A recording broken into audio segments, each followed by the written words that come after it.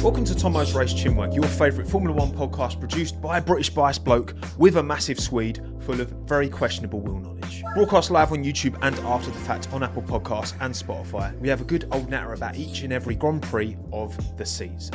My name's Tommo, let's talk about it. The plot thickens, doesn't it? Welcome back everyone to TOMMO'S Race CHINWAG. Post 2025 Abu Dhabi Grand Prix qualifying day. Our top three protagonists are all represented in the top three. In what order? You almost certainly know. If you're not looking for spoilers, then this is the wrong place for you. All right, you should know where they've all finished because Max Verstappen will line up P1 for the final Grand Prix of the season ahead of Lando Norris, ahead of Oscar Piastri. Advantage Max Verstappen certainly with this Grand Prix in isolation, but also Lando quite happy P2, could be quite happy P3 as well. So I'll tell you what, that was a pretty crazy qualifying. I mean, Q1, Lewis out again, Albon out. He's had a bad end to the season. I'll be the first to put my hands up and admit that. Hulkenberg out as well. Q2, field spread 0.367 of a second between whoever was P1 in Q2, which I think was Verstappen, maybe Norris, I can't remember. Regardless, doesn't really matter. But whoever was P1 and whoever was P15, which was Lance Stroll, 0.367 of a second. And Lance didn't even finish his last push lap either. So, crazy. Crazy. Oh my God. Okay, so look, it's still cooking for Norris. Q1, Piastri looked very quick. Norris looked quicker in Q2. Max put the lap together. Yuki getting into Q3 was a bit clutch, although didn't actually end up making a difference in the end. Yuki gave Max a nice tow on his first push lap in Q3. His second push lap in Q3, no tow. Max still takes pole position. 2 laps good enough for pole. So over a lap, you got to say Max and his Red Bull quick. The question is, over a race distance in Abu Dhabi, will Red Bull be able to hold on to the tyres and give Max a car that he can win this Grand Prix in? For sure, to ask Lando to not finish in the top 3, you've got to expect George Russell to be the biggest threat. Maybe Charles Leclerc, maybe a long first stint Yuki Tsunoda, stick hards on, try and stay about and then try and hold Norris up. Look, Red Bull have got to try something because Max can do what he can do on track. Outside of that, he just needs to focus on winning. And then if they can use any of their pawns, we're talking Yuki Tsunoda. I'm sure Fernando Alonso would give Max a hand as well. Fernando gave Max a tow during qualifying. Absolutely. So this isn't done. The pressure's going to be on Norris tomorrow. Of course, the expectation. I think Lando and Oscar, they both went within 39 thousandths of a second in the end. So, yeah, 22.207 for Max was pole. Lando was 0.201 behind. Oscar was 0.230 behind. So 29 thousandths between Oscar and Lando. I was worried for Oscar after practice. Missed out FP1. Looked like he was quite a bit behind. However, in qualifying, he wasn't. He was quicker than Lando in Q1, slower than Lando in Q2, and then 29 thousandths slower in Q3, which is essentially nothing. Shame George couldn't get a lap together as well, wasn't it? It would have been so nice. Imagine George P2 in this. George P2 would have been unreal, but he was 0.438 off of pole.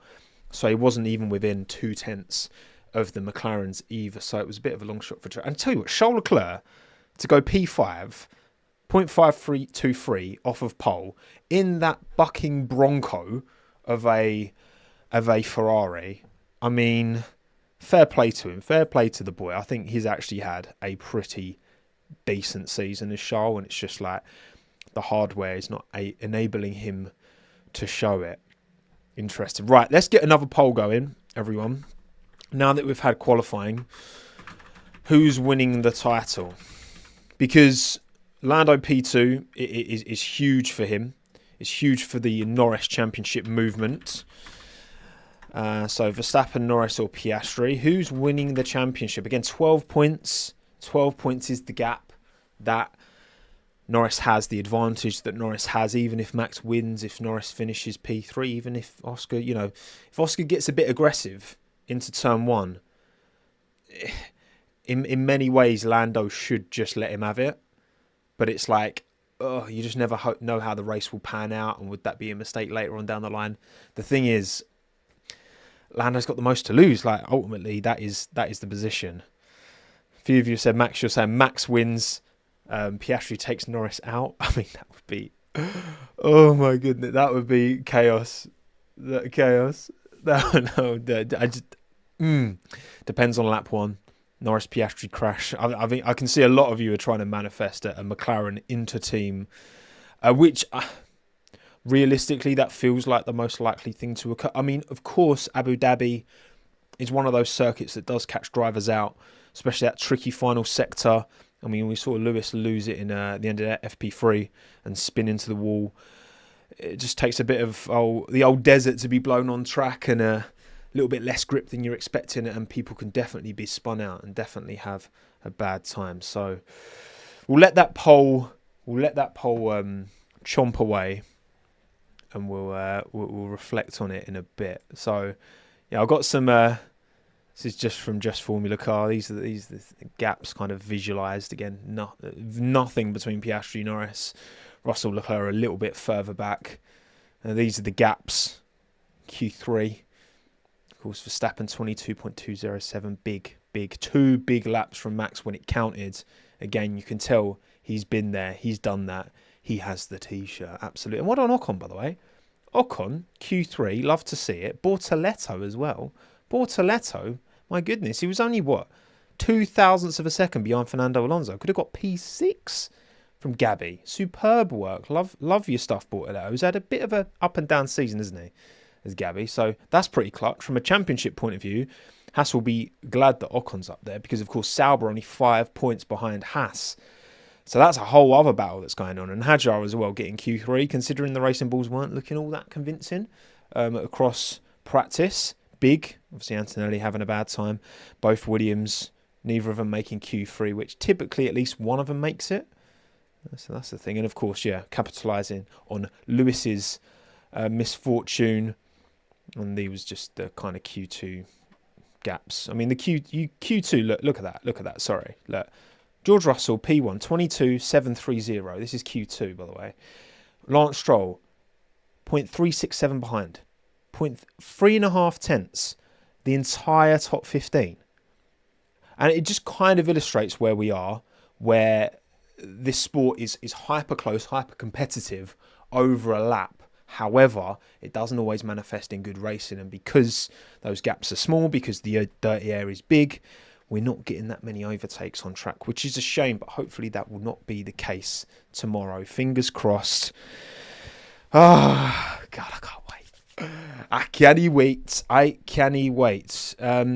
Did I see Russell's wiggle last corner, Arjen? Yes, George had a big tank slapper. You could tell he was pushing at the end. Say he was hoping to get a bit of a toe off of Max. I don't think it would have made the difference. In the end, he's over 2 tenths off of the McLarens. It wouldn't have been that much of an advantage, even if he'd been able to sneak a cheeky toe. What Red Bull should have done is told Yuki to give George a toe. That's what they should have done. Because Max didn't need Yuki's toe to get pole in the end, because he just did the lap again and just went even quicker. So that would have been some Red Bull strategy team. Hit me up if you want me on. Not just doing the podcast, but also on the strategy team. I could do both, It's like Adrian Newey, he just rocks up. He could just be team principal as well as technical director. Like, why not? Oh, dearie me. Right. Need to change the graphics to like a grid next season. Looks weird being normal list. Yeah, maybe, Craig, maybe. I like to refresh the graphics every year, so definitely over the winter break I'll have a look at the graphics and see how I can and highlight things and change things a little bit. Hindsight is always good indeed. Angie, tomorrow will resemble 2016 Abu Dhabi. Perhaps, Mohammed, if you didn't see 2016, that is, of course, where Nico Rosberg won the title. Lewis was ahead of Nico during the race and was essentially backing Nico Rosberg up and slowing him down, because very difficult to overtake at Abu Dhabi. You can kind of do that in the same way that Fernando Alonso was able to hold everyone else behind him. Albon did it, didn't he? And Lawson did it. But Fernando famously does it at Monaco. And Fernando did it at Qatar as well, didn't he? to try and give Vettel an opportunity to overtake Rosberg. Vettel didn't go for it in the end, and Rosberg, of course, won the title. But you have to play to your outs, and if that is, that's part of the game. That's part of the game. As far as I'm concerned, if Red Bull use Yuki to try and slow down Norris, try and, advantage Russell and Leclerc, that's all part of the game as far as I'm concerned. There is, of course, a line. There always will be a line. And again, Perez played that role excellently for Max in 2021. Crazy. WA Lover, thank you for the super chat. Oscar's won a title from behind before. He knows how to do it. The Bradbury Principle. What's that? What's the Bradbury Principle? WA Lover. Is this an Australian reference that I'm Bradbury Principle? I'm googling this. Refers to different ideas associated with people named Bradbury. Most commonly affected butterfly effect. So it's butterfly effect. Is that what the Bradbury Principle is? Sorry, is that like an Australian version of the butterfly effect? You Aussies, I love you Aussies. You're too funny, man. Thank you for the super chat, WA. I appreciate it. Go Oscar. Listen, stranger things have happened. Oscar is not out of this. He will not be out of this until the final corner of the final lap. So what does Piastri need to win tomorrow exactly, Angie? Well, Piastri needs to win or finish second. Those two are non-negotiables. If he wins, then he needs Norris to finish P4, and then Oscar wins the title, if Max is P2 or whatever, because the gap between Verstappen and Piastri is only 4 points, and of course it's 7 between P1 and P2. So if Oscar wins the race and Lando is P4 or lower, Oscar wins the title. Doesn't matter what Max does. If Oscar is P2, then, it's only 18 points for P2 and is 16 behind Lando Norris. So he needs Lando to essentially finish out of the points if Oscar is to finish P2.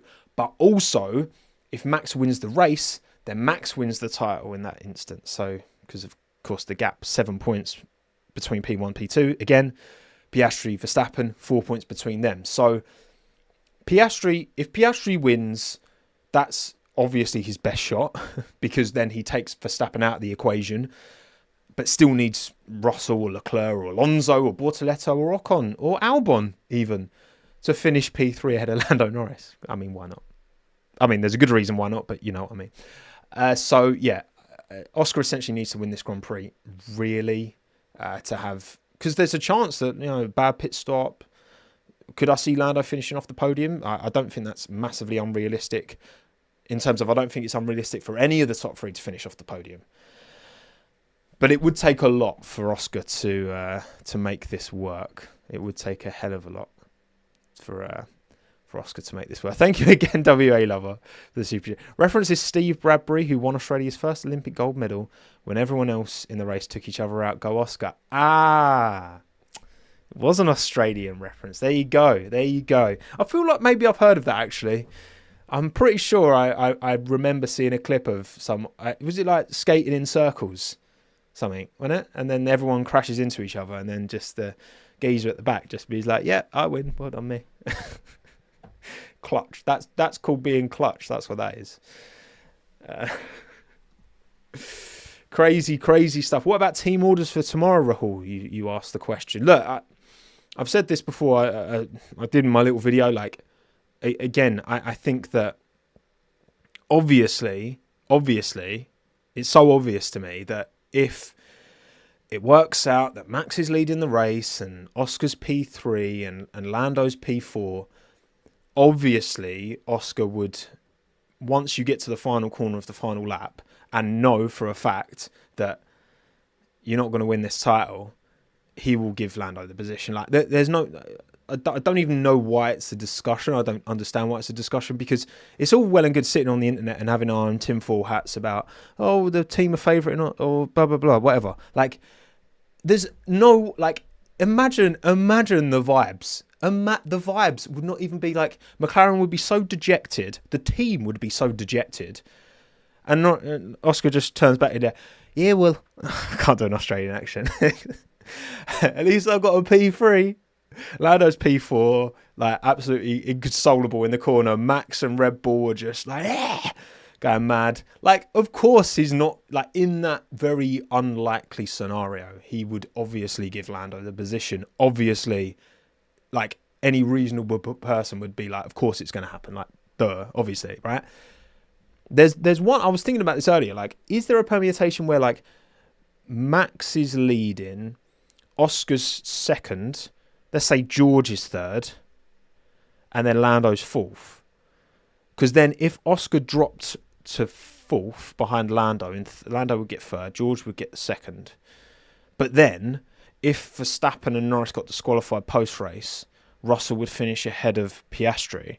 But Piastri would still get 18 points, because then Piastri would finish second. And because Norris and Verstappen both get disqualified for a random reason, like, again, there is no scenario in that. So even that doesn't work. Even that doesn't work for Oscar winning the title, you know? But obviously, if George got disqualified, then boom. But again, Oscar in that scenario is P2 ahead of George anyway.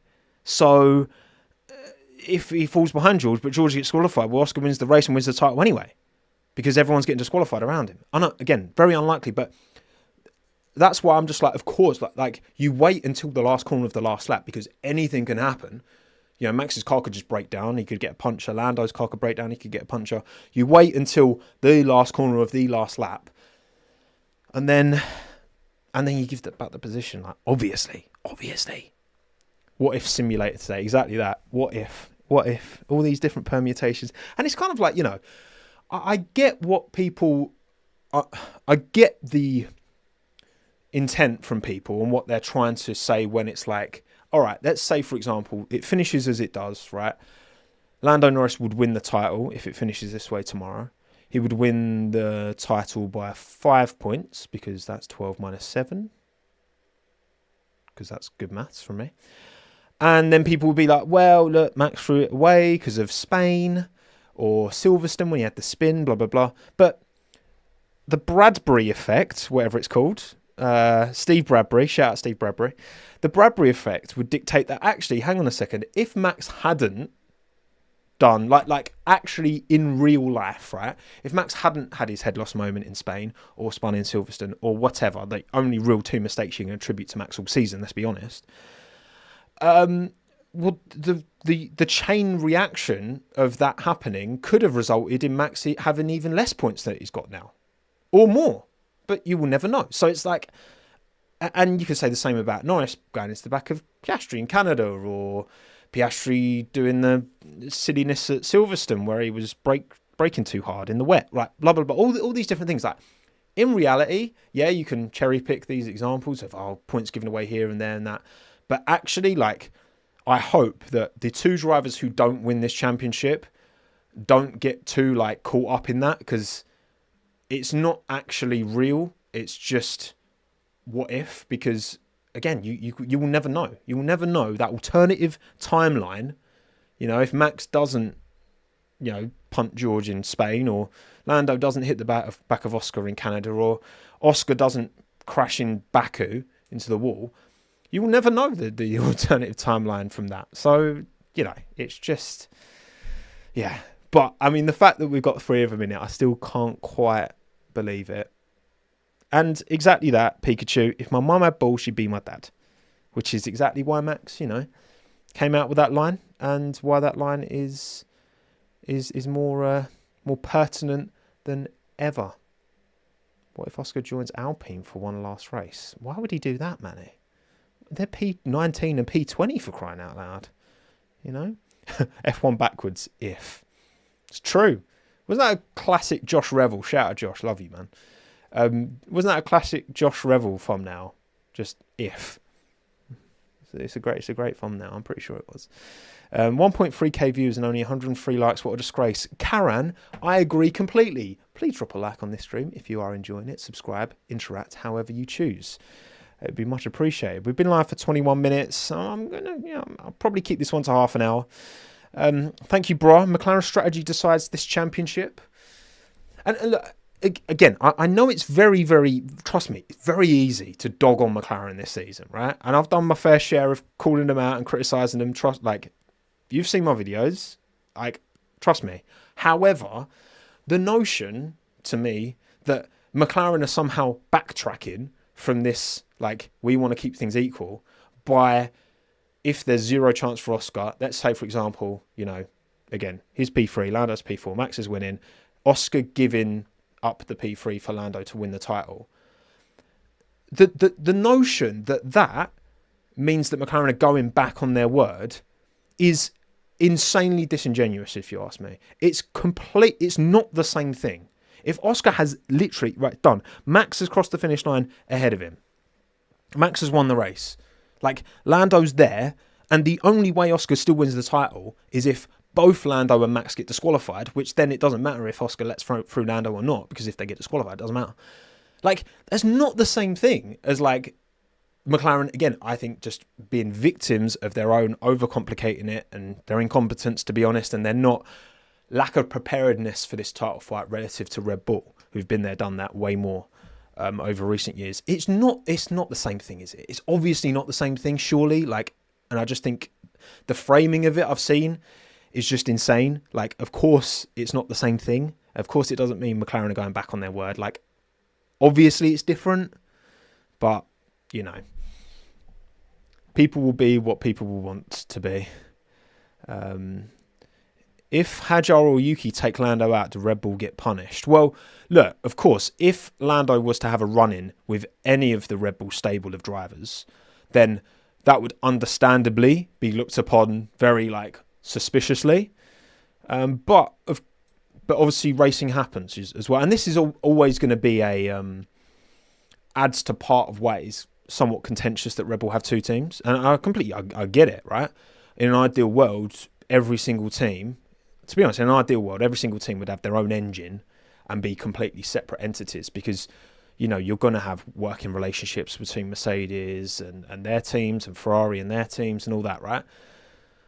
So there's always going to be a degree of... And look, in the same way drivers, you know, Fernando giving Max a tow in Q2, I think it was, earlier. Like, is he going to do that to Piastri? Is he going to do that to... I mean, he gets along well with Norris, but him and Max are, like, besties, aren't they? So, like, you know, you're always going to get some of that to a degree. You're never going to completely separate all the entities from one another. In the same way, I guess sometimes you have football matches where it's like you're incentivized to maybe not win a game, you know, because then the knock-on effect and how that changes things, blah, blah, blah. It's unlikely to happen, but it can happen. And so, yeah, I mean, it would, of course, like, I really hope that doesn't happen, because, oh my God, the can of worms that would open and the level of conspiracy would be horrific. But it would be this, whoever, if anyone runs into Lando or Max or Oscar tomorrow that isn't one of them, well, no, it doesn't matter whoever it is, there will be conspiracies, there will be tinfoils. And it is our job as fans to try and take everything in and not get carried away with the tinfoil nature, because, you know, often the most likely outcome, the most likely answer, should I say, is the most boring one, typically, which, it is what it is sometimes, you know. It is what it is. Thank you, Ernie, by the way, for the super chat. I think the sensible choice is made by everyone at McLaren tomorrow, but I don't think papaya rules are sustainable or going to be followed next year. Look, I outlined this in my video. I think you can treat both drivers the same. You can give them equal hardware, and then you let them race. You let the strategy teams race. You give full transparency across setups, and then once they're out on track, you just tell them to not crash into each other, but then you don't interfere. If you have a bad pit stop, if you have a suboptimal strategy, and if you're behind, say, you know, Piastri's behind Norris, he should be able to use that advantage, because it is sometimes, well, it's often an advantage to be behind in terms of boxing opposite and all that kind of stuff. You let that play out. You actually let them race. That's why I think McLaren have rubbed people up the wrong way so much this year, because it's like they say let them race, and they do in many ways, but they don't fully commit to it. And, like, they could fully commit to it, but it's like they choose to draw the line at pit stops, and they sometimes choose to draw the line at strategy, but then sometimes don't. Because, again, they'll split the strategy in Hungary, for example, but then they won't split the strategy in Qatar. and you set precedents, and then then that encourages all of these conspiracy theories, which again, I don't think that there's a conscious decision from McLaren to preference Lando, but I understand where it comes from. I understand why people get to that point, but correlation doesn't always equal causation. And I think it's more because I would ask you this: if they're going to favour Norris, why not just own it? What is in McLaren's interest to play this game if they are secretly favouring Norris all the time? Why not just be like, yeah, Norris has been here longer, he's our number one driver, and we're going to preference him. Like they could just do that, but they're not doing that because I don't think that is what they're trying to do. But I just think they're tying themselves in knots for no good reason. But and look again, if Oscar's team wouldn't be happy with that, and Mark Webber wouldn't be happy with that, then just keep Ricciardo. I'm not being funny. The McLaren want to have this 2 number 1 thing. They believe in this 2 number 1 thing. But they had Ricciardo, who maybe wouldn't have happily played that second driver role, but Norris had him cooked by 2-3 tenths consistently in qualifying, and that would have been a great little 1-2 pairing, and Norris would have already won this title. Now, they wouldn't have won the Constructors as convincingly, probably, because I don't think Ricciardo would have ever fully bounced back to his best. As much as I'd have loved it to have happened, I don't think he would have. But then you just keep Ricciardo, and you just keep a clear 1-2, 2-3 tenths between them. Norris wins the title. You win the Constructors because they've had the best package over the course of the year. Bosch, job done. So again, why would McLaren choose to make it difficult for themselves? Why would they go out of the way to sign Oscar, but then still preference Lando? And it just doesn't, I think, in my opinion, when you scrutinise it a bit more than just the surface level, it just doesn't make sense. But there you go. Yes, Ocon P. Matthew, you saying Ocon P9? I thought he's P8. No, he's P8 because Sonoda was P10, Hadjar P9. But yeah, good to see Ocon finally back cooking. Bortoleto obviously being P7 is huge for Sauber because they are 5 points behind Haas in the Constructors, but Alonso being P6 is huge for Aston as well. So you've got amazing representation of teams, by the way, in that you've got Red Bull, McLaren, Mercedes, Ferrari, Aston, Sauber, Haas, and Racing Bulls. You've got all teams bar 2 represented in that top 10, which is lovely to see. Lovely to see indeed. And again, we'll see. Red Bull need to try something with Yuki tomorrow. Obviously, Yuki's got the suboptimal floor after Kimi was sent into his path, which is very disappointing as a Yuki fan. And the fact that he got to Q3 with his old floor, fair play, Yuki. Let the boy cook. So, yeah, I'd be very surprised if Red Bull don't try and use Tsunoda. They have him as a resource in the same way that they had Perez as a resource in 2021. So, this is exciting. This is exciting. I cannot wait, and I am going to wrap it here. Thank you all for joining, wherever you are in the world. Thank you, Emerald, Roski, Ernie, Edward, Da.exe, Matthew, La, Boop, and the rest of you. The poll, who's winning the title? 1,961 of you voted so far, and 49% of you still think Max is going to win the title. How that happens? He's going to need something pretty chaotic to go on in the background, but stranger things have happened in Formula 1. 47% of you think Norris is going to win the title, and just 4% of you think Piastri is going to find a way to get it done.